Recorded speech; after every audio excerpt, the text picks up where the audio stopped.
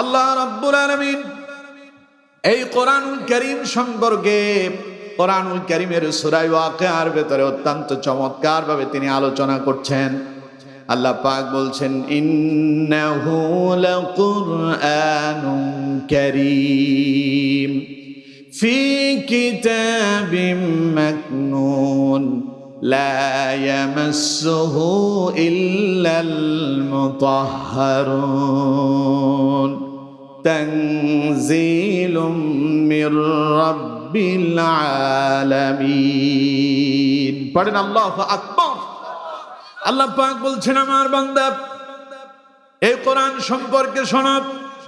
কেমন কোরআন আমি তোমাদেরকে দিয়েছি, কেমন কিতাব আমি তোমাদের জন্য নাজিল করেছি। ইন্নাহু লাকুরআনুন কারীম, এটা হলো সবচাইতে সম্মানিত এবং মর্যাদাময় কিতাব। পড়েন সুবহানাল্লাহ।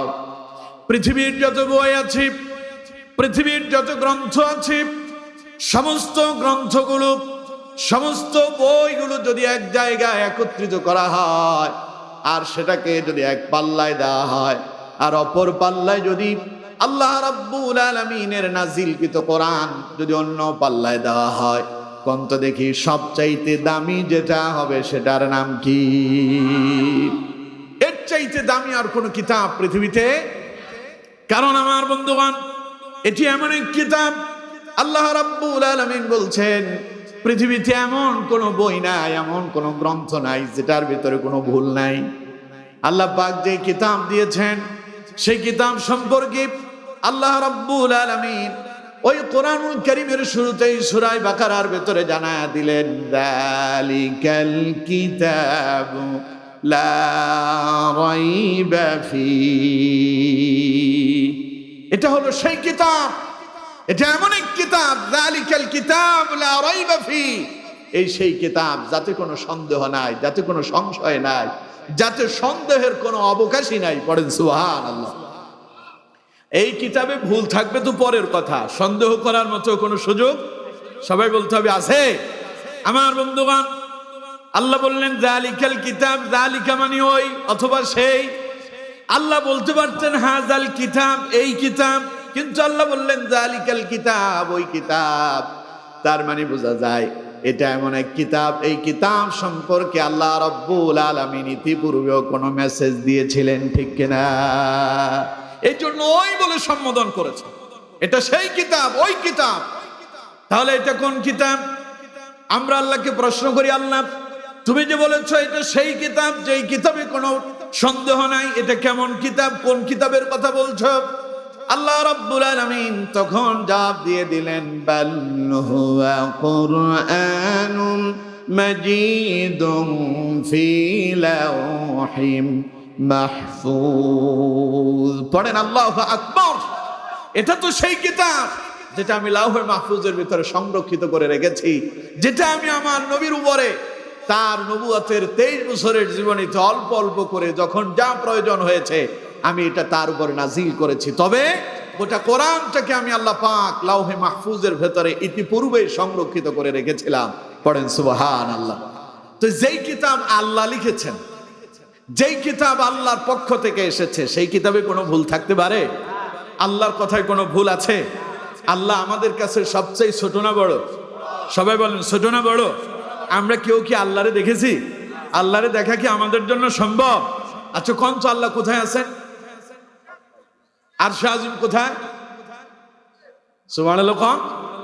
আমার বন্ধুগণ, আল্লাহ রাব্বুল আলামিন বলছেন, আমার বান্দারে আমি তোমাদের সবার চাইতে বড়, সবার উপরে আমি যে শুধু যে উপরে তা নয়, আমি যেমন বড় আমার আসনও বড়, আমি যেখানে থাকি সেটাও সবার উপরে।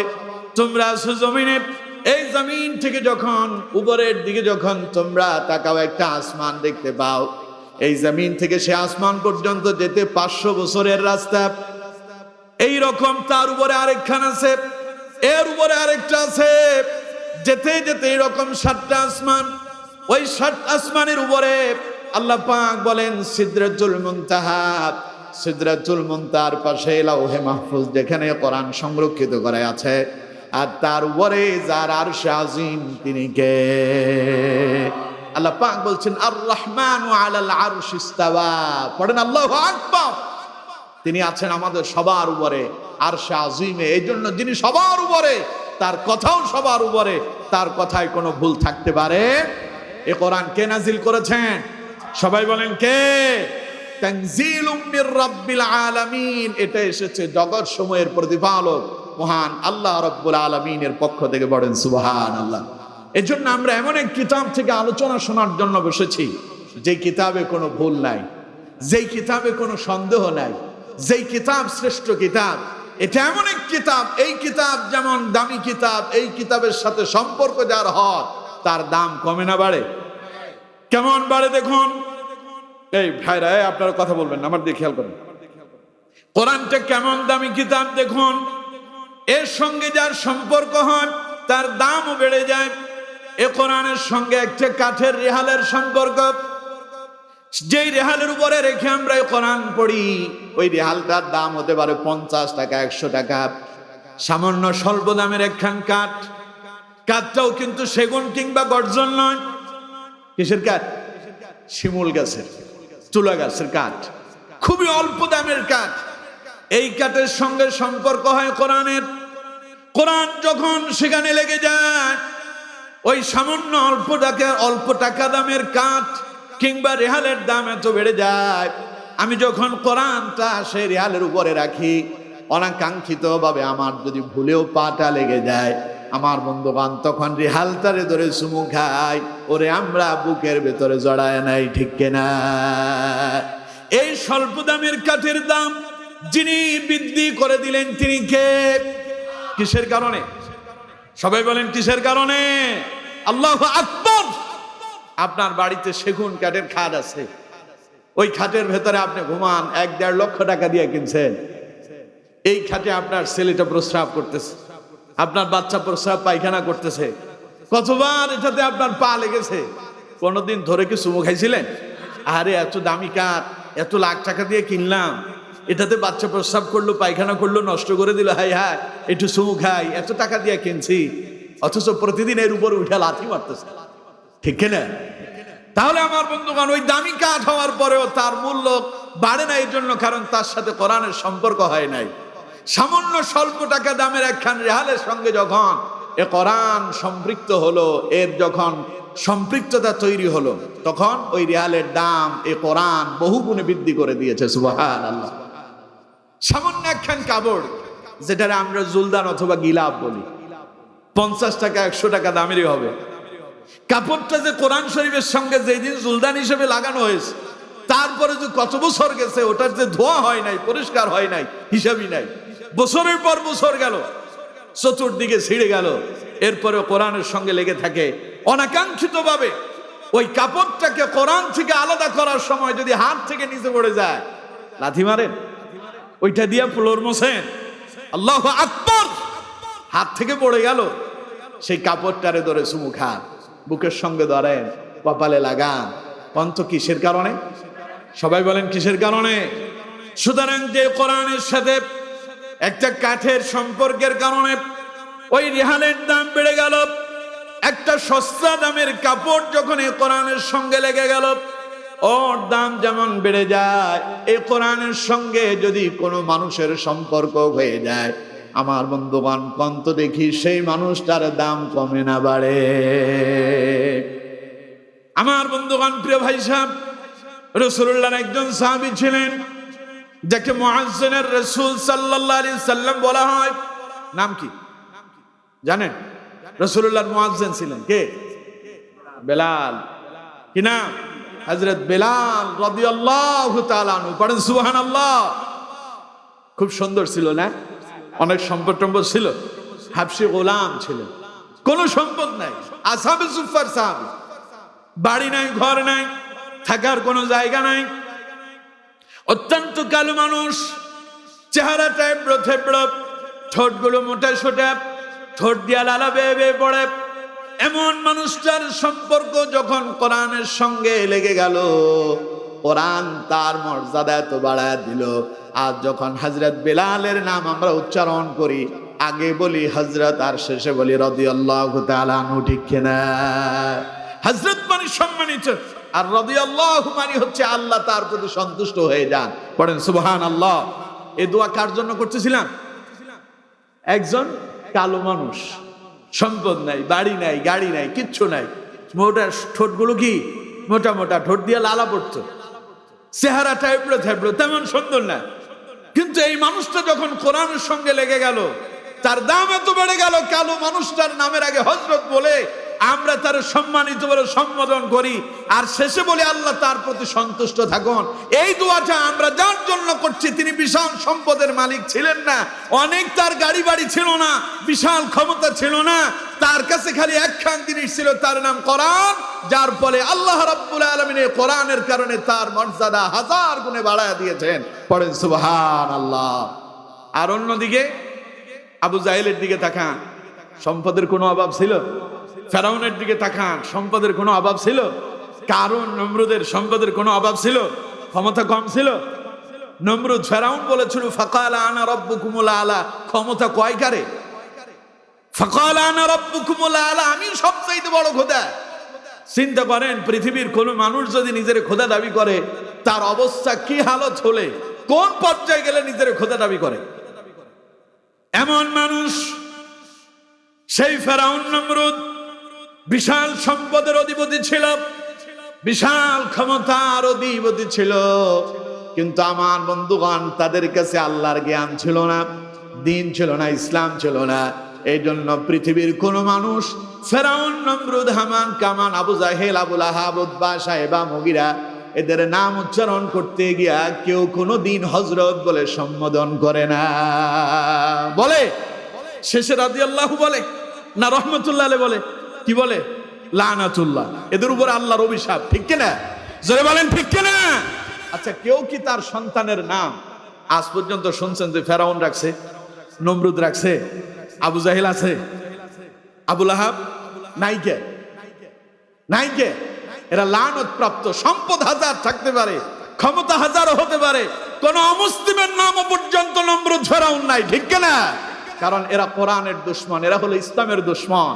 এজন্য সম্পদ 1000 থাকতে পারে, বিশাল ক্ষমতা থাকতে পারে, যদি আপনার কাছে কোরআনের এলেম না থাকে, কোরআনের সাথে যদি আপনার সম্পর্ক না হয়, যত বড় নেতাই হন, যত ক্ষমতার মালিকই হন, যত সম্পদশালী হন, লোকজন হয়তো সামনে দেখলে আপনারে সালাম দেয়, পেছন থেকে আপনারে লাথি মারার জন্য বসে থাকে। ঠিক কিনা?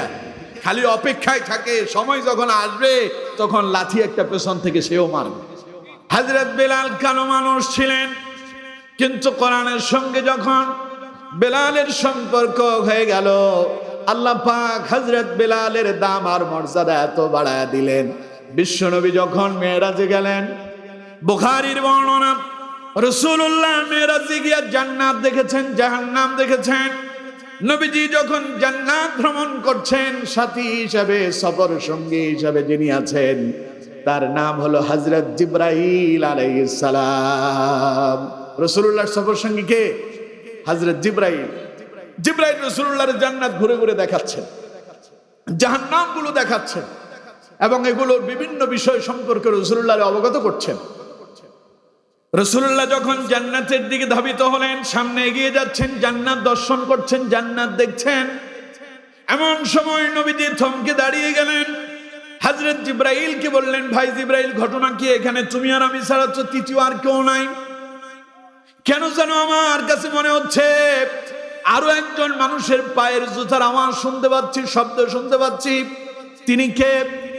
হযরত জিবরাইল বললেন, হুজুর, ইনি আর কেউ নন, ইনি আপনার সেই কালো সাহাবী, আপনার মুআজ্জিন হযরত বিলাল রাদিয়াল্লাহু তাআলা আনহু। পড়েন সুবহানাল্লাহ। নবীজি এলেন মেরাজ থেকে। একদিন মসজিদে নববীতে রাসূলুল্লাহ ফজরের নামাজ পড়ার জন্য ঢুকলেন। বেলালকে দেখে রাসূলুল্লাহ বললেন, ইয়া বেলাল, তার বেলাল এদিকে আস। হযরত বেলাল রাসূলুল্লাহর সামনে হাজির। নবীজি বললেন, বেলাল, তোমার একটা প্রশ্ন করব, সঠিক জবাব দেবে। হযরত বেলাল বললেন, হুজুর বলেন আপনি। নবীজি বললেন, বেলাল, আচ্ছা বলো তো দেখি, ঈমান কবুল করার পরে তুমি কি এমন আমল করতেছো যে আমলের বিনিময়ে আল্লাহ তোমার জান্নাত দিবেন বলে তুমি মনে আশা করো? হযরত বেলাল কান্না করে দিলেন। বেলাল বললেন, ইয়া রাসূলুল্লাহ সাল্লাল্লাহু আলাইহি ওয়াসাল্লাম, হুজুর আমি আমার জীবনে এমন কোন আমল করতেই পেরেছি বলে আমার মনে পড়ে না যে আমলের বিনিময় আল্লাহ আমার জান্নাত দিবেন এমন আমি আশা করি। তবে হুজুর আমি প্রতিদিন একটা আমল করি নিয়মিত। যখনই আমি ওযু করি তখনই আমি নামাজের বিছানায় দাঁড়ায় যাই, তাহিয়াতুল ওযু আমি আমার শব্দ মতো আদায় করার জন্য চেষ্টা করি। তখন নবীজি বললেন, বেলাল আমি নবী তুমি নবী না, আমি যা জানি তুমি তা জানো না। ওরে বেলাল শোনো, আমি যখন মেরাজি জান্নাত ভ্রমণ করি তখন তুমি দুনিয়ায়, আমি হযরত জিবরাইলের সঙ্গে জান্নাতে পথ অতিক্রম করছিলাম, দুনিয়ায় তোমার পায়ের আওয়াজ আমি নবী জান্নাতেও শুনতে পেয়েছি। সুবহানাল্লাহ। মানুষটা অনেক সম্পদশালী না, অনেক ক্ষমতাবান। কেমন কালো মানুষ, হাবশি গোলাম, কিন্তু আমার বন্ধুগণ মর্যাদা বেড়ে গেল কিসের কারণে? আরো জোরে বলেন কিসের কারণে? তাহলে আমরাও কেউ যদি কোরআনের সাথে সম্পর্ক তৈরি করি, আমরাও যদি কোরআনের সাথে লেগে যাই, আমরাও যদি কোরআনকে আমাদের সামনে, আমাদের পরিবার, আমাদের সমাজ, আমাদের রাষ্ট্র, আমাদের প্রত্যেকটা সেক্টরে যদি কোরআনকে যদি লাগায় দিতে পারি, তাহলে কোরআনের সাথে সম্পৃক্ত হওয়ার কারণে যেমন কাঠের দাম বেড়ে যায়, কোরআনের সাথে সম্পৃক্ত হওয়ার কারণে যেমন কাপড়ের দাম বেড়ে যায়, কোরআনের সাথে সম্পৃক্ত হওয়ার কারণে যেমন কালো মানুষটার দাম বেড়ে যায়, এই কোরআনের সাথে যদি সমাজ ব্যবস্থা যদি লেগে যায়, কোরআন দিয়ে যদি সমাজ চলে, কোরআন দিয়ে যদি পরিবার চলে, কোরআন দিয়ে যদি রাষ্ট্র চলে, কোরআন দিয়ে যদি সংসদ ভবন চলে, কোরআন দিয়ে যদি বিচার বিভাগ চলে, ওয়াল্লাহি কোরআনের কারণে প্রত্যেকটা জায়গা মর্যাদাময় হবে এবং প্রত্যেকটা জায়গাতে আল্লাহর পক্ষ থেকে শান্তি নাজিল হয়ে যাবে, ঠিক কিনা? এর জন্য সব জায়গায় কোরআনের প্রয়োজন আছে না নাই? আল্লাহ তাআলা আমাদেরকে প্রত্যেকটা সেক্টরে কোরআনকে কায়েম করার, দায়েম করার তৌফিক দান করুন, বলুন আমিন। আমার বন্ধুগণ, তাহলে বলছিলাম এমন এক কোরআন থেকে আলোচনা শোনার জন্য আমরা এখানে উপস্থিত হয়েছি। আল্লাহ রাব্বুল আলামিন বলছেন, ইন্নাহু লাকুরআনুন কারীম। এটা কোনো সাধারণ কিতাব নয়, এটা এক মর্যাদাময় কিতাব, এটা এক সম্মানিত কিতাব। এই কোরআনের মতো সম্মানিত, দামি, মর্যাদাময় কোন গ্রন্থ আর পৃথিবীতে নাই, আসেও নাই, কিয়ামত পর্যন্ত আর আসবেও। সবাই বলেন আসবে। আমার বন্ধুগণ, এমন এক কিতাব আল্লাহ তাআলা আমাদেরকে দিয়েছেন, এটা আজ থেকে ১৫০০ বছর আগে এসেছে। এই ১৫০০ বছরে এর কোনো একটা হরফ পরিবর্তন হয়েছে? একটা শব্দের পরিবর্তন হয়েছে? এটা যেমন আসছে তেমনই আছে, যেমন আছে তেমনই থাকবে কিয়ামত পর্যন্ত। এর একটা হরফ, এর একটা জের জবর, একটা নোক্তা, একটা শব্দের পরিবর্তন কেউ করতে পারবে না, করার ক্ষমতাও কারো নাই। পড়েন সুবহানাল্লাহ। করবে কেন? আল্লাহ তাআলা তো কোরআন দিয়ে চ্যালেঞ্জ করেছে, কোরআন দিয়ে চ্যালেঞ্জ করেছেন, ওয়াইন কুনতুম ফি রাইবিম মিম্মা নাযালনা আলা আবদিনা ফাআতু বিসূরাতিম মিন মিথলিহি ওয়াদউ শুহাদাআকুম মিন দুনিল্লাহি ইন কুনতুম সাদিকিন। বলেন তো কথা কার? এটা আওয়াজ দিয়ে বলেন না, কথা কার? আল্লাহ বলছেন, ওয়া ইন কুনতুম ফি রাইবিম মিম্মা নাযালনা আলা আবদিনা। আমি আমার বান্দা মুহাম্মদ সাল্লাল্লাহু আলাইহি ওয়াসাল্লামের প্রতি যে কিতাব নাজিল করেছি, এই কিতাব নিয়ে যদি তোমাদের কারো যদি কোনো সন্দেহ বা সংশয় থাকে, ফাআতু বিসূরাতিম মিন মিথলি, যদি তোমাদের ক্ষমতা থাকে, এই কোরআনেতে 114টা সূরা আছে, ওই 114টা সূরার একটা ছোট্ট সূরার মতো যদি তুমি পারো, কোরআনের মতো একটা ছোট্ট সূরা তোমরা পারলে তৈরি করে দেখাও। ওয়াদউ শুহাদাআকুম মিন দুনিল্লাহ, আল্লাহকে ছাড়া তোমাদের যাকে মনে যায় তারে তোমরা ডেকে নাও, সব মানুষগুলোর প্রয়োজনে একত্রিত করো। ইন কুনতুম সাদিকিন, যদি তোমরাই সত্যবাদী হও, আমার নবী মুহাম্মদ সাল্লাল্লাহু আলাইহি সাল্লাম তিনি যদি মিথ্যা বলেছেন এমন যদি তোমাদের মনে হয়, তাহলে তোমাদের বাপ দাদা 14 গোষ্ঠী সবাইরে একত্রিত করো। আমি আল্লাহর সাহায্য ছাড়া যদি পারো কোরআনের মতো একটা সূরা তৈরি করে দেখাও। পেরেছিল তারা? সবাই বলেন পারছিল? আমার বন্ধুগণ, তারা পারে না। এই আয়াত কোরআনে এখনো আছে না নাই? কিয়ামত পর্যন্ত থাকবে কি থাকবে না? পৃথিবীর কোন কাফের, মুশরিক, অমুসলিম কারো কোনো ক্ষমতা নাই কোরআনের মতো এরকম একখান সূরা নাযিল করার। এটাই কোরআনের চ্যালেঞ্জ। কোরআন যেইভাবে আছে, যেমন ছিল তেমনই আছে, এটা যেমন আছে তেমনই থাকবে, এর কোনো পরিবর্তন হবে না। কারণ এই কোরআনকে যিনি সংরক্ষণ করছেন, যিনি নাযিল করেছেন, তিনি এটাকে সংরক্ষণের দায়িত্ব তার নিজ হাতেই রেখে দিয়েছেন। বলেন সুবহানাল্লাহ। আল্লাহ রাব্বুল আলামিন বলছেন, ইন্না নাহনু নাযালনা যিকরা ওয়া ইন্না লাহু লাহাফিযুন। আল্লাহ বলছেন, ইন্না নাহনু নাযালনা যিকর। কোরআনকে এখানে জিকির বলে সম্বোধন করা হয়েছে। কোরআন সবচাইতে শ্রেষ্ঠ জিকির। কোরআন সবচাইতে কি? সবাই বলেন, কোরআন সবচাইতে কি? এই যে আপনারা এখানে বসে আছেন, আমি কথা বলছি কোরআন থেকে না কোরআনের বাইরে থেকে? এই যে কথা বলছি এটাও জিকির। আমার বন্ধুগণ, আল্লাহ রাব্বুল আলামিন কোরআনুল কারীমকে শ্রেষ্ঠ জিকির করে তৈরি করেছেন। কোরআনে আল্লাহ পাক এই কথা জানিয়ে দিয়েছেন, উতলু মা উহিয়া ইলাইকা মিনাল কিতাবি ওয়া আকিমিস সালাহ ইন্নাস সালাতা তানহা আনিল ফাহশাই ওয়াল মুনকার ওয়ালা যিকরুল্লাহি আকবার। পড়েন আল্লাহু আকবার। আল্লাহ পাক বলছেন, নবী আমি আপনার প্রতি ওহী হিসাবে যে কিতাব নাযিল করছি আপনি তা পড়েন আর আপনি নামাজ কায়েম করেন। কারণ নামাজ মানুষদেরকে জাগতিক সকল প্রকারের অন্যায়, অপরাধ, পাপাচার থেকে তাদেরকে বিরত রাখে। আর কোরআন তিলাওয়াত এবং নামাজ কায়েম দুটাই হলো ওয়ালা যিকরুল্লাহি আকবার, আল্লাহর ইবাদতের ভিতরে সবচাইতে শ্রেষ্ঠ জিকির। পড়েন সুবহানাল্লাহ। এজন্য আমার বন্ধুগণ, কোরআনকে আল্লাহ পাক জিকির বলে সম্বোধন করেছেন। এখানে আল্লাহ রাব্বুল আলামিন বলছেন, ইন্না নাহনু নাযালনা যিকরা ওয়া ইন্না লাহু লাহাফিযুন। এই কোরআন নাযিল করেছি আমি আল্লাহ, এটার হেফাজতের দায়িত্ব আমি আল্লাহ আমার হাতে রেখে দিয়েছি।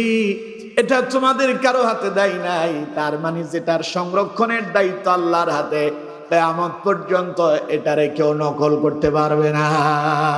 পারবে? কারণ এটার মেইন কপিটা কোথায়? কোথায়? এখানে যেটা আসছে এটা ফটোকপি। এটা কোন কপি? ফটোকপি। মূলটা কার কাছে? ওই যে বললাম, বাল হুয়া কুরআনুম মাজিদ ফি লাউহিম মাহফুজ। এটার মেইনটা সেখানেই সংরক্ষিত, সেখান থেকে এখানে আসছে ফটোকপি। যেটা আসছে এটাকে শুধু আল্লাহ দুনিয়ায় দেন নাই, এটাকে সেভ করে রাখার জন্য तमाम পৃথিবী আল্লাহ পাক তার অসংখ্য বান্দাদেরকে পছন্দ করে ওদের কলিজার ভেতরে এটাকে আল্লাহ রাব্বুল আলামিন লুকায়িত করে রেখেছেন। সুবহানাল্লাহ। পৃথিবীতে হাফেজে কোরআন আছে না নাই? আপনাদের এলাকায়ও আছে না নাই? এই এক একটা হাফেজে কোরআন মানে এক একটা জীবন্ত কোরআন। এদের এক একটা কলব, এক একটা লাউহে মাহফুজ। এখানে আল্লাহ তার কোরআনকে সংরক্ষিত করে রেখেছেন। পৃথিবীর কেউ যদি তারে কেটে টুকরো টুকরো করে ফেলে এরপরে কোরআন সেখান থেকে খুঁজে পাবে না। ঠিক কিনা? এটা অটো বের হয়। আপনারা যারা মুক্তবে পড়ছেন ছোটবেলায়, সূরা ফাতিহা থেকে সূরা নাস, মাঝখানে সূরা ফিল থেকে সূরা নাস, আর শুরুতে সূরা ফাতিহা, 10টা এবং 11টা সূরা মুখস্থ করছেন। আচ্ছা, এই সূরাগুলো কি আপনারা দেখতেছেন? ভেতরে আছে না? আপনি বের করতে চাইবেন, অটো বের হয়ে যাবে। সুবহানাল্লাহ। কোন? এটা কে সেভ করে রাখছে? কে? আল্লাহু আকবার কইলেন না? আল্লাহ বলে এটারে মুছবা কেমনে, এটারে পরিবর্তন করবা কেমনে? এটারে পরিবর্তন আর পরিবর্তনের কোনো সুযোগ নাই, কারণ এটারে এত সহজ করে দিয়েছি। तमाम পৃথিবীর অসংখ্য আমার বান্দাদের কলিজার ভেতরে আমি কোরআনকে গোপন করে সংরক্ষণ করে রাখছি। সুবহানাল্লাহ। কোরআন এটা কি কঠিন কিতাব না সহজ কিতাব? অনেকে এটা পড়তেই চায় না, মনে করে কোরআন মনে হয় খুব কঠিন। অথচ আল্লাহ বলছেন, ওয়ালাকাদ ইয়াসসারনাল কুরআন লিযিকরি ফাহাল মিন মুদ্দাকির। এই কথাটা আল্লাহ রাব্বুল আলামিন সূরা কামারের ভেতরে একবার, দুইবার নয়, 4 বার বলছেন। ওয়ালাকাদ ইয়াসসারনাল কুরআন লিযিকর। আল্লাহ পাক বলছেন, ও দুনিয়ার মানুষেরা, আমি তোমাদের জন্য আমার কোরআনটারে সহজ করে নাজিল করেছি। ফাহাল মিন মুদ্দাকির, সুতরাং কেউ কি আছো আমার এই কোরআন নিয়ে গবেষণা করবা? চিন্তা করেন, একটা ছোট্ট বাচ্চা যখন প্রথমে মুক্তবে যায়, প্রথমে স্কুলে যায় না মুক্তবে যায়? সবাই বলেন মুক্তবে না স্কুলে? এই ছোট্ট বাচ্চাটা যখন মুক্তবে যায়, ইমাম সাহেব তারে আগে কিন্তু কায়দা দেয় না, আগে আমপাটা দেয় না, আগে কোরআন শরীফের সবক দেয় না। ইমাম সাহেব যখনই ছোট্ট বাচ্চাটা মুক্তবে আসে, তারে আউযুবিল্লাহ বিসমিল্লাহ পড়ায় সূরা ফাতিহাটা তারে শিখিয়ে দেয়। যেই ছেলেটা আলিফ হরফ চিনে না, বা হরফটা চিনতে পারে না, ছোট্ট বাচ্চাটা মুক্তবে গেল, 4-5 বছর তার বয়স। এই ছোট্ট বয়সে যখন তারে কোরআনের সূরা ফাতিহা মাওলানা সাহেব শিখিয়ে দিলেন, ছোট্ট বাচ্চাটা কোরআনের এই সূরা ফাতিহা মুখস্থ করল। সেই যে ছোট্টবেলায় আমরা যারা মুক্তবি গিয়ে কোরআন মুখস্থ করেছি, আজও পর্যন্ত সেই সূরা ফাতিহা যা আমাদের কলবের ভেতরে যিনি সেট করে রেখেছেন তিনি কে? আলিফ বাতা চেনেন না আপনি, স্বরবর্ণ ব্যঞ্জন বর্ণ চেনেন না আপনি, এবিসিডি চেনেন না, আপনার অন্তরের ভেতরে তখনই কোরআন তারে যিনি এত সহজে সেভ করে দিলেন তিনি কে? তাহলে কোরআনের চাইতে সহজ কোনো কিতাব আছে? হেফজখানায় যারা পড়ে, কোরআন যারা মুখস্থ করে, ছাত্ররা যারা হেফজ মাদ্রাসায় পড়ে, ওগুলোর এক একটার বয়স মনে হয় 20-25 বছর, না 10 থেকে 12 বছরের ভিতরে হেফজ তারে মুখস্থ করতে হয়, শেষ করতে হয়। যে এত অল্প বয়সে এটা কেমনি মুখস্থ করে?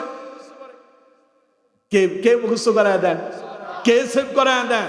আল্লাহ বলছেন ওয়ালাকাদ ইয়াসসারনাল কোরআন লিযিকরি ফাহাল মিন মুদ্দাকির, কোরআনকে আমি তোমাদের জন্য সহজ করে নাজিল করেছি, সুতরাং তোমরা আমার কোরআন নিয়ে গবেষণা করো। এই কোরআন তোমাদের মাথার বিশাল জড়তা দূর করে দিবে, তোমাদের জন্য জান্নাতের পথ সুগম করে দিবে, হেদায়েতের পথ, হেদায়েতের রাস্তা তোমাদেরকে দেখাবে। কোরআন নিয়ে গবেষণা করো, কোরআন তোমাদেরকে জান্নাত পর্যন্ত পৌঁছায় দিবে। সুবহানাল্লাহ। আমার বন্ধুগণ, এর জন্য আমাদের সকলের সম্পর্ক কোরআনের সাথে হবে না অন্য অন্য বইয়ের সাথে হবে? সবাই বলেন কোনটার সাথে? কোরআনের সাথে। কোরআন হচ্ছে রাসূল করিম সাল্লাল্লাহু আলাইহি ওয়াসাল্লামের জীবন্ত মুআজিজা। পৃথিবীতে আল্লাহ রাব্বুল আলামিন যত নবীদেরকে প্রেরণ করেছেন, সব নবীদেরকে তাদের তৎকালীন নবুয়তের সময় সেখানকার নবুয়তের অবস্থার আলোকে আল্লাহ তাআলা নবীদেরকে মুআজিজা দিয়েছেন। মুআজিজা মানে অলৌকিক বিষয়, যা সাধারণত মানুষ করতে পারে না, করা সম্ভব নয়। এইরকম কিছু অলৌকিক ক্ষমতা আল্লাহ তাআলা তার নবীদেরকে দিয়েছেন। সাহায্য করেন আল্লাহ, নবীরা তা প্রকাশ করে। বলেন সুবহানাল্লাহ। তৎকালীন সময় জাদুবিদ্যার খুব একটা ব্যাপক প্রচলন ছিল। জাদুকররা লাঠি দিয়ে সাপ বানাতো, জাদুকররা রশি দিয়ে সাপ তৈরি করত, আর এগুলো প্রদর্শন করত, মানুষকে আকৃষ্ট করত। সেই জাদুকর এবং সেই মানুষগুলোকে আল্লাহর পথ দেখানোর জন্য আল্লাহ রাব্বুল আলামিন হযরত মূসা আলাইহিস সালামকে একটা মুআজিজা দিলেন তার লাঠির ভেতরে। কিসের ভেতরে? জাদুকররা জাদু দেখায়, জাদু কিন্তু সত্য নয়, জাদু হলো ভেলকিবাজি, চোখের ভেতরে ধুলা দেওয়া। কিন্তু নবীরা যে মুআজিজা দেখান সেটা কোনো ভেলকি নয়, বরং নবীরা যা দেখান তা হলো সত্য। পড়েন সুবহানাল্লাহ। হযরত মূসাকে আল্লাহ রাব্বুল আলামিন মুআজিজা দিলেন লাঠির ভিতরে। আল্লাহ রাব্বুল আলামিন হযরত মূসাকে জিজ্ঞাসা করলেন, ওয়ামা তিলকা বিয়ামিনিকা ইয়া মূসা, মূসা তোমার হাতে এটা কি? হযরত মূসা বললেন, ক্বালা হিয়া আসাই, এটা একটা লাঠি। হযরত মূসাও জানেন না এই লাঠির ভিতরে কি আছে। সুবহানাল্লাহ বললেন না। হযরত মূসা বললেন, ক্বালা হিয়া আসাই, এটা একটা লাঠি। আতাওয়াক্কাউ আলাইহা, আমি এটার উপর ভর করি। ওয়া আহুশু বিহা আলা গানামি, আমি আমার ছাগলের জন্য, মেষ পালের জন্য এটা দিয়া গাছ থেকে পাতা পাড়ি, এগুলো তাদেরকে খাওয়ায়। ওয়ালিয়া ফিহা মাআরিবু উখরা, আর আমি এটা দিয়ে আমার আরো বিভিন্ন কাজে এটারে আমি ব্যবহার করি, আমার আরো কাজে কাজে লাগে। আল্লাহ রাব্বুল আলামিন বললেন, মূসা তাহলে তুমি একটা কাজ করো। ক্বালা হিয়া আসাইয়া তাওয়াক্কাউ আলাইহা ওয়া আহুশু বিহা আলা গানামি ওয়ালিয়া ফিহা মাআরিবু উখরা ক্বালা আলকিহা ইয়া মুসা মুসা, তোমার হাতের যে লাঠি দিয়া তুমি গাছ থেকে পাতা বাড়ো, যেটার উপরে ভর করে তুমি চলো, যেটার দিয়ে তুমি আরো বিভিন্ন ধরনের কাজ করো, এটা একটু মাটিতে ফেলে দাও। সুবহানাল্লাহ। এটা যে তোমার হাতের ভেতরে রাখছো মুসা, এটা তুমি জমিনের ভেতরে ছেড়ে দাও। হযরত মুসা আলাইহিস সালাম তিনি তো জানেন না ঘটনা কি হবে। হযরত মুসা আলাইহিস সালাম লাঠিটা জমিনের ভেতরে ছেড়ে দিলেন। আল্লাহ পাক বলছেন ফাআলকাহা ফাইযা হিয়া হাইয়াতুন তাসআ। আল্লাহ পাক বলছেন ফাআলকাহা, মুসা ওইটারে জমিনে ছেড়ে দিল। ফাইযা হিয়া হাইয়াতুন তাসআ, মুহূর্তের ভেতরে লাঠি এক জীবন্ত সাপে পরিণত হয়েছে। সুবহানাল্লাহ। কি সাপ? মরা সাপ না জীবিত? লাঠি একটা সাপ হয়ে গেছে। সাপটা কি? জীবিত সাপ। এই সাপ নড়াচড়া করতেছে, বিশাল সবল তুলছে। মুসা আলাইহিস সালাম মনে হয় ভয় পায় নাই, কথা কয় না, ভয় পায় নাই। সাপ দেখে কে না ভয় পায়? মসজিদের ইমাম সাহেব, মাওলানা সাহেব, আমিও যদি এখানে সাপ দেখি লাফ দিয়ে উঠে দৌড় দেবো, কারণ এই সাপের আমরা সবাই ভয় পাই, ঠিক কিনা? মুসা আলাইহিস সালাম আশ্চর্য হয়ে গেলেন, আমার হাতের ভেতরে লাঠি, আল্লাহ কয় ছেড়ে দাও, ফালকাহা, আমি দিলাম ছেড়ে, ফাইযা হিয়া হাইয়াতুন তাসআ, মুহূর্তের ভেতরে এটা বিশাল এক সাপে রূপান্তরিত হয়ে গেল। হযরত মুসা আলাইহিস সালাম ভয় পেলেন। আল্লাহ পাক বললেন ক্বালা খুযহা, মুসা ওইটারে ধরো, ওয়ালা তাখাফ, ভয় পেও না, সানুঈদুহা সিরাতাহাল উলা, ধরো, ভয় পাও না, তুমি এটারে ধরলে এটা আবার আগের রূপে ফিরে আসবে। সুবহানাল্লাহ। ছেড়ে দিবা সাপ হয়ে যাবে, হাতে নিবা লাঠি হয়ে যাবে। আল্লাহু আকবার। আমার বন্ধুগণ, হযরত মুসা আলাইহিস সালাম এই লাঠি দিয়ে তিনি তার মুজিজা দেখালেন। কাফেরদের বিরুদ্ধে তৎকালীন সময়ে ফেরাউন মুসা আলাইহিস সালামের বিরুদ্ধে ষড়যন্ত্র করলো, মুসা আলাইহিস সালামকে হত্যা করবে। হযরত মুসা আলাইহিস সালামকে হত্যা করার জন্য বিশাল বিশাল জাদুকরদেরকে নিয়ে আসা হলো। জাদু বিদ্যা দিয়ে মুসা আলাইহিস সালামকে পরাজিত করবে। যদি মুসা পরাজিত হয়ে যায়, মুসা আলাইহিস সালামকে ধরবে, জেলখানায় বন্দী করবে, তারে মেরে ফেলবে। কিন্তু হযরত মুসা আলাইহিস সালাম ওই জাদুকরদের জাদু বিদ্যার সামনে আল্লাহর দেখানো মুজিজা যখন প্রদর্শন করলো, জাদুকররা তাদের হাতের ভেতরে কিছু রশি নিল, লাঠি নিল, জমিনে ছাড়লো, ওগুলো সাপ হয়ে গেল। হযরত মুসা আলাইহিস সালাম তার হাতের লাঠিটা জমিনে ছেড়ে দিলেন, বিশাল বড় অজগর সাপ হয়ে গেল। হা করতে দেরি জাদুকরদের সবগুলো জাদু বিদ্যার বিশাল বিশাল সাপগুলো মুসা আলাইহিস সালামের ওই লাঠির ভেতরে ঢুকতে দেরি হয় নাই। সুবহানাল্লাহ। এই দৃশ্য দেখে জাদুকররা সিজদায় বলল, ঈমান আনলো কারুবর, সবাই বলেন কারুবর। আর মুসাকে আল্লাহর নবী বলে তারা মেনে নিল। হযরত মুসা আলাইহিস সালামের যখন ইন্তেকাল হয়েছে, লাঠি কিন্তু মরে যায় নাই, লাঠি ঠিকই ছিল। তাফসীরের ভেতরে এসেছে এই লাঠি পরবর্তী নবীদের হাতে আসছিল, কিন্তু এই লাঠির আর সেই মুজিজা ছিল না, ওই লাঠি ছাড়লে আর সাপ হইত না। এটা একজন নবীর জন্য আল্লাহ তাআলা নির্ধারিত করেছেন। তার উফাতের পরে লাঠি ছিল, কিন্তু লাঠির মুজিজা শেষ হয়ে গেছে। হযরত ঈসা আলাইহিস সালাম আমাদের নবীর পূর্বে দুনিয়ায় এসেছিলেন। রাসূলুল্লাহর আগমনের 6 শতাব্দী আগে, 600 বছর আগে আল্লাহ রাব্বুল আলামিন হযরত ঈসা আলাইহিস সালামকে আসমানে তুলে নিয়েছেন। সেই ঈসা আলাইহিস সালামকে আল্লাহ রাব্বুল আলামিন কিছু মুজিজা দিয়েছিলেন। হযরত ঈসা আলাইহিস সালাম যখন এসেছিলেন, তখনকার অবস্থা ছিল এই, ডাক্তারি কবিরাজি চিকিৎসার উপরে মানুষের খুব বিশাল বড় প্রভাব ছিল। এক একজন ডাক্তার এক এক ধরনের চিকিৎসা দিত, মানুষজন চিকিৎসা দেখে অবাক হয়ে যেত। আল্লাহ রাব্বুল আলামিন তখন হযরত ঈসা আলাইহিস সালাম রে এইরকম কিছু মুজিজা দিলেন, যাতে করে তিনি এই মুজিজাগুলো দেখায়া লোকজনদেরকে আল্লাহর দিকে নিয়ে আসতে পারে। সুবহানাল্লাহ। আল্লাহ রাব্বুল আলামিন বলছেন, ওয়া রাসূলান ইলা বানি ইসরাঈলা আন্নী ক্বাদ জিতুকুম বিআয়াতিন মির রাব্বিকুম আন্নী আখলুকু লাকুম মিনাত الطين كهيئة الطير فانفخ فيها فأنفخ فيه فيكون طيرا بإذن الله وأبرئ الأكمه والأبرص وأحيي الموتى بإذن الله وأنبئكم بما تأكلون وما تدخرون في بيوتكم إن في ذلك لآيات لكم إن كنتم مؤمنين পড়েন আল্লাহু আকবার। আল্লাহ বলছেন ওয়া রাসূলান ইলা বানি ইসরাঈল, আমি তাকে বনি ইসরাইলের নবী করছিলাম। কার ব্যাপারে বলছেন? হযরত ঈসা আলাইহিস সালামের ব্যাপারে।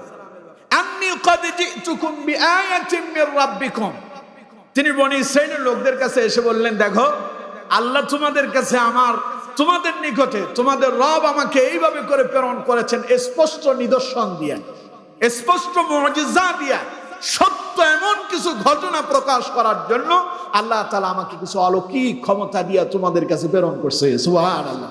সেটা কি? হযরত ঈসা আলাইহিস সালাম বললেন, আন্নী আখলুকু লাকুম মিনাত তিনি কাহাইআতিত তায়র, আমি মাটি দিয়া পাখির আকৃতি তৈরি করতে পারি এবং ফানফুখু ফি, ওটাতে যখন আমি ফু দেব, ফায়াকুনু তায়রাম বিইজনিল্লাহ, আল্লাহর হুকুমে ওই মাটির পাখিটা জীবন্ত পাখিতে রূপান্তরিত হয়ে যাবে। সুবহানাল্লাহ। মাটি দিয়া মানুষ দেখবেন অনেক কিছু তৈরি করে। হিন্দুরা দেখবেন মাটি দিয়া মূর্তি বানায় না? মাটি দিয়া গরু ছাগল তৈরি করে। মাটির অনেক ফুতুল আছে, মাটির আবার পাখিও আছে। এগুলো ফুতুল, এগুলো কি ফুতুল। হযরত ঈসা আলাইহিস সালাম মাটি দিয়ে এরকম পাখি বানাতেন এবং ফানফুকু ফি, তিনি যখন ওটাতে ফু দিতেন, ফায়াকুনু তায়রাম বিইজনিল্লাহ, মুহূর্তের ভেতরে সেই মাটির বানানো পাখিটা জীবন্ত একটা পাখি হয়ে উড়ে চলে যেত। সুবহানাল্লাহ। এই মুজিজা আল্লাহ কারে দিয়েছিলেন? হযরত ঈসা আলাইহিস সালাম। পাশাপাশি আরো মুজিজা দিয়েছেন। তৎকালীন সময় মানুষের ভেতরে প্রচুর পরিমাণে কুষ্ঠ রোগ ছিল। অনেক মানুষ ছিল জন্ম অন্ধ, চোখে দেখতে পেত না। জন্ম অন্ধের কোনো চিকিৎসা আছে? সবাই বলেন আছে? পৃথিবীর একজন মানুষের চোখে কোনো ডিস্টার্ব হয়েছে, চোখ নষ্ট হয়েছে, এই মানুষটারে আরেকজনের চোখ না এখানে এটা ফিট করলে সিস্টেম করে, কায়দা কানুন করে, যে প্রসেসিং আছে সবগুলো মেনটেন করে যদি একটা ভালো চোখ যদি লাগানো হয়, পুরনটা বাদ দিয়া নতুন একটা দিলে ওইটা সেট হয়। কিন্তু জন্মগতভাবে যে অন্ধ হয়ে আসছে, পৃথিবীর কোন ডাক্তারের ক্ষমতা নাই তার চোখের আলো ভিড়ায় দিতে পারে। আছে কি? তৎকালীন সময় ডাক্তাররা তাদের ডাক্তারি চিকিৎসা দিয়া মানুষের কাছে তাদের নিজেদের বড়ত্ব প্রদর্শন করত। আল্লাহ তাআলা হযরত ঈসা আলাইহিস সালামের মুজিজা দিলেন। হযরত ঈসা আলাইহিস সালাম কুষ্ঠরোগ এবং জন্ম অন্ধদের চিকিৎসা করে তাদেরকে সুস্থ বানায় দিতে পারতেন। সুবহানাল্লাহ। আল্লাহ রাব্বুল আলামিন বলছেন, ওয়া উবরিউল আকমাহা ওয়াল আবরাস, হযরত ঈসা বলল, আল্লাহ আমাকে আরো দুইটা ক্ষমতা দিয়েছেন, মুজিজা দিয়েছেন। আমি যখন কোন জন্মন্ত মানুষের মাথার উপরে হাত বুলায়া দেব, আমি যখন কোন কুষ্ঠ রোগের মাথার উপরে হাত বুলায়া দেব, মুহূর্তের ভেতরে কোনো মেডিসিন লাগবে না, কোনো ঔষধ লাগবে না, কোনো অপারেশন লাগবে না। আল্লাহর হুকুমে, আল্লাহর কুদরতে ওটা মুহূর্তের ভেতরে সুস্থ হয়ে যাবে। জন্মন্ত মুহূর্তের ভেতরে দৃষ্টিশক্তি সম্পূর্ণ হয়ে যায়। এই মুজিজা দিয়েছেন আল্লাহ কারে? হযরত ঈসা আলাইহিস সালাম। আরো একখান মুজিজা আল্লাহ তাআলা দিয়েছেন। আল্লাহ পাক বলেছেন, ওয়া উহয়িল মাউতা বিইذনিল্লাহ, আমি ঈসারে আরো একটা মুজিজা দিয়েছিলাম। ঈসা তার অনুসারীদেরকে, তার কওমের লোকদেরকে, বনি ইসরাইলদেরকে বলল, দেখো আল্লাহ তাআলা যে আমারে নবী করে প্রেরণ করছে, আমারে আল্লাহ আরো একটা মুজিজা দিয়েছে। সেটা কি? আমি মৃত মানুষকে জীবিত করতে পারি আল্লাহর হুকুমে। সুবহানাল্লাহ। ওয়া উহয়িল মাউতা বিইذনিল্লাহ, আল্লাহর হুকুমে আমি মৃতরে জিন্দা করতে পারি। আমার বন্ধুগণ, ইতিহাস গ্রন্থের ভেতরে এসেছে হযরত ঈসা আলাইহিস সালাম এক মৃত মানুষের কবরের পাশ দিয়ে যাচ্ছিলেন। যাওয়ার সময় তিনি কবরের দিকে লক্ষ্য করে বললেন, ইয়া আব্দাল্লাহ কুম বিইذনিল্লাহ, হে আল্লাহর গোলাম, আল্লাহর হুকুমে জিন্দা হয়ে যান। কবরের ভেতরে মাটি ফেটে গেল। এই মাটি সরায়া একজন মৃত মানুষ মুহূর্তের ভেতর থেকে জিন্দা হয়ে দাঁড়ায় গেছে। সুবহানাল্লাহ। হযরত ঈসা আলাইহিস সালামকে আল্লাহ রাব্বুল আলামিন এই ছাড়া আরো মুআজিজা দিয়েছেন। ওয়া উবরিউল আকমাহা ওয়াল আবরাসা ওয়া উহয়িল মাউতা বিইذনিল্লাহ ওয়া উনাব্বিউকুম বিমা তাআকুলুনা ওয়া মা তাদাখিরুনা ফি বুয়ুতিকুম। আপনি বাড়ি থেকে কি দিয়ে খেয়ে আসছেন আমি জানি না, আপনার বাড়িতে কি রেখে আসছেন তাও আমি জানি না। হযরত ঈসা আলাইহিস সালামকে আল্লাহ পাক এমন এক মুআজিজা দিয়েছেন, মানুষ কিছু খেয়ে আসলে তিনি বলতে পারতেন সে কি খেয়ে আসছে আর বাড়িতে কি পরিমাণ রেখে আসছে এটাও তিনি জানতে পারতেন। এই ক্ষমতা আল্লাহ পাক হযরত ঈসা আলাইহিস সালামকে দান করেছিলেন। সুবহানাল্লাহ।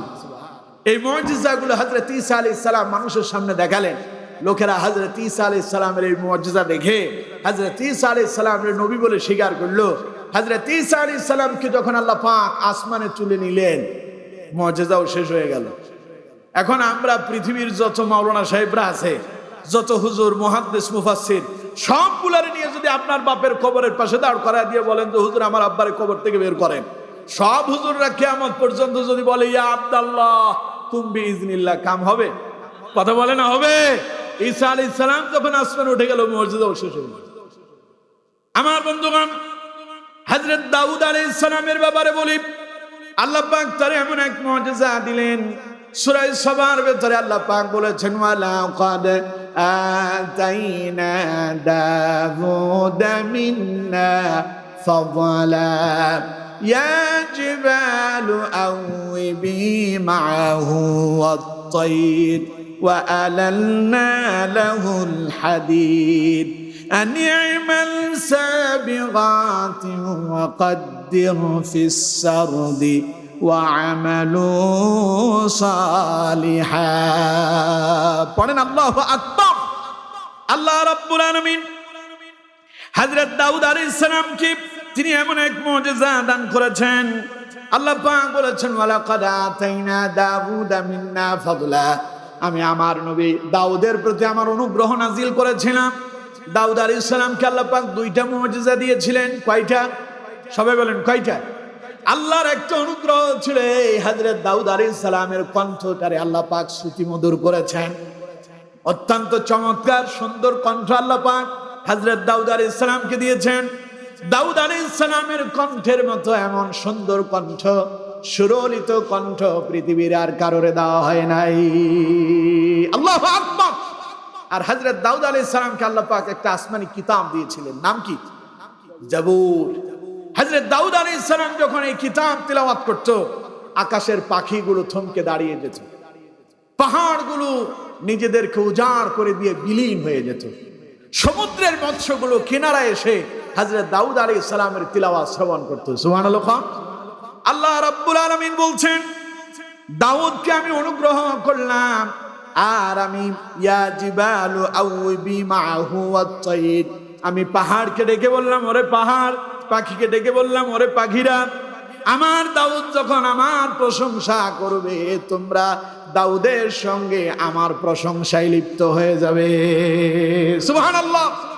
হযরত দাউদ আলাইহিস সালাম যখন আল্লাহর জিকির করতেন, সুরলিত কণ্ঠে তিনি যখন জাবুর তিলাওয়াত করতেন, আকাশের পাখিগুলো ডানাগুলো মেলে দিয়া আকাশের ভেতরে তারা ঘুরপাক খেত, আর দাউদ আলাইহিস সালামের সঙ্গে তারা সুর মিলায়া দাউদ আলাইহিস সালামের মতো তারাও, আমরা শুনি কিসির মিসির করে, আসলে তারা কিসির মিসির করে না। দাউদ আলাইহিস সালাম যে আল্লাহর জিকির করতেছে, আসমানের পাখিগুলো হযরত দাউদ আলাইহিস সালামের সঙ্গে আল্লাহর জিকিরে লিপ্ত হয়ে যেত, পাহাড়গুলো আল্লাহর জিকিরে লিপ্ত হয়ে যেত, দাউদ আলাইহিস সালামের সঙ্গে তারাও সুর মিলাত। দেখেন না আমার দেশের শিল্পীরা যখন গান গায়, ওই গানের তালে তালে শ্রোতারাও কিন্তু গান ধরে, ঠিক কিনা? জোরে বলেন ঠিক কিনা? আবার কিছু কিছু শিল্পী আছে আল্লাহ তাআলা কণ্ঠের ভেতরে এত মধু ঢেলে দিয়েছেন, ও যদি গান ধরে আপনি সামনে দিয়ে হেঁটে যাওয়ার সময় আপনি থমকে দাঁড়ায় যাবেন, আপনার মন চাইবে একটু শুনি। আবার এগুলো আবার আমি অপ্রাসঙ্গিক অশ্লীল গানের কথা বলছি না, আমি যেগুলোর কথা বলছি এগুলো হলো ইসলামিক নাশিদ, যেগুলো ইসলামিক সঙ্গীত যেগুলো, সেগুলোর কথা বলছি। এক একটা সঙ্গীত শুনলে কলিজা জোড়ায়া যায়, ঠিক কিনা? জোরে বলেন ঠিক কিনা? এই কণ্ঠ, এই মধুর কণ্ঠ যিনি দিয়েছেন তিনি কে? এর চাইতে শ্রেষ্ঠ কণ্ঠ আল্লাহ দাউদ আলাইহিস সালামকে দিয়েছেন। আপনার কণ্ঠের আওয়াজ শুনলে কয়জন মানুষ আসে? কিন্তু দাউদ আলাইহিস সালাম যখন গান ধরতো, অর্থাৎ আল্লাহর তাসবিহ যখন ছুটতো, আকাশের পাখিগুলো পর্যন্ত তার গানের সুরে মাতোয়ারা হয়ে যেত। সুবহানাল্লাহ। এমন এক মুজিজা আল্লাহ তাআলা হযরত দাউদ আলাইহিস সালামকে দিলেন। আরেকটা দিয়েছেন, আল্লাহ পাক বলেছেন ওয়া আলান্না লাহুল হাদিদ, আমি দাউদের জন্য লোহাকে, লোহা ছিলেন তো, এই যে লোহা, এই লোহাকে আমি আল্লাহ পাক দাউদ আলাইহিস সালামের জন্য নরম করে দিয়েছি। সুবহানাল্লাহ বলেন না?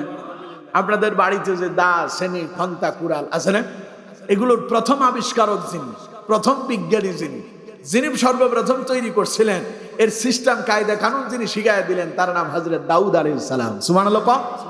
আল্লাহ তাআলা তাকে এমন এক মুজিজা দিয়েছেন, বিশাল বিশাল লোহাগুলো যখন তার হাতে আসতো, পানি যেমন মাটিতে যেমন পানি দিলে পানি মাটি যেমন নরম হয়, সেই মাটি দিয়ে আপনি চাইলে মাটির হাড়ি বানাইতে পারবেন, মাটির ফল বানাইতে পারবেন, মাটির ফুল বানাইতে পারবেন। এগুলো অনেকে বানায়, বানায় না? মাটির হাড়ি পাতিল, শীতকালীন সময় আপনারা তো পিঠা খান, নোয়াখালী অঞ্চলে সবচাইতে বেশি যে পিঠাটা শীতকালীন চলে, ওই পিঠার নাম কি?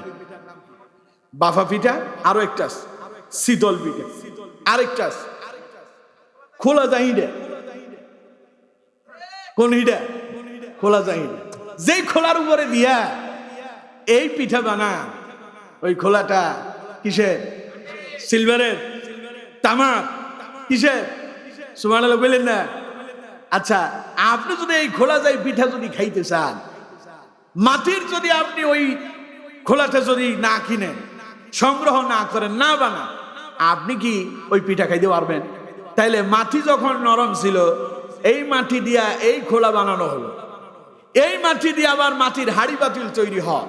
কিন্তু আমার বন্ধুগণ, আল্লাহ রাব্বুল আলামিন হযরত দাউদ আলাইহিস সালামের জন্য লোহাটাকে এই রকম কাদা মাটির মতো করে দিয়েছেন। দাউদ আলাইহিস সালামের হাতে এলে উনি এটারে ধরতেন, যেভাবে খুশি সেভাবে ব্যবহার করতে পারতেন। সুবহানাল্লাহ। আর এখন যারা আপনাদের দা, সেনি, খন্তা, কুড়াল এগুলো বানায় দেয়, তাদের কি বলে? কামার। কামারের কাছে যান, এখন কামাররা যখন দা, সেনি, খন্তা, কুড়াল লোহা দিয়ে বানাইতে যায়, কি করে? আগে আগুনে পোড়ায়, পোড়ায় ওইটারে লাল অঙ্গার বানায় ফেলে, এরপরে সেটারে ওইখানে একটা লোহার উপর রাখে, হাতুড়ি দিয়ে বাড়ি দেয়। এই লোহারে হাতুড়ি দিয়ে বাড়ি দিতে দিতে কামারের চেহারা এত কালো হইছে, ওই কামারের দোকানে যে লোহা দিয়া, যেই লোহা তৈরি করার জন্য কয়লার আগুন ব্যবহার করছে, আগুনের কয়লা যেমন কালো হয়ে গেছে, কামারও ঠিক তেমনই কালো হয়ে গেছে, ঠিক কিনা? আর শরীরের ঘাম বেরোতে বেরোতে অবস্থা খারাপ, আপনি সেখানে গিয়ে থাকতে পারবেন না, কিন্তু ওর কাছে এটা সহ্য হয়ে গেছে। আমার বন্ধুগণ, কিন্তু হযরত দাউদ আলাইহিস সালাম যখন বানালেন, কোনো হাতুড়ির প্রয়োজন হয় নাই, আগুনের ভেতরে দেওয়া লাগে না। হযরত দাউদ আলাইহিস সালাম হাতে নিয়েছেন, যেইভাবে খুশি সেইভাবে বানায় ফেলছে। সুবহানাল্লাহ পড়ে। হযরত দাউদ আলাইহিস সালামের ইন্তেকাল হয়ে গেল, লোহার সেই মুজিজাও চলে গেল, এখন আগুনে পোড়াইতে হবে, হাতুড়ি দিয়ে বাড়ি দিতে হবে, শরীরের ঘাম ঝরাতে হবে, এরপরে চেহারার শরীর তারে কালো অঙ্গারের মতো বানায় ফেলতে হবে, কয়লার মতো আপনার চেহারা যখন হবে, আপনার ওই দা, সেনি, খন্তা, কুড়াল, লোহা দিয়া যা বানাতে চান তা বানাতে পারবেন।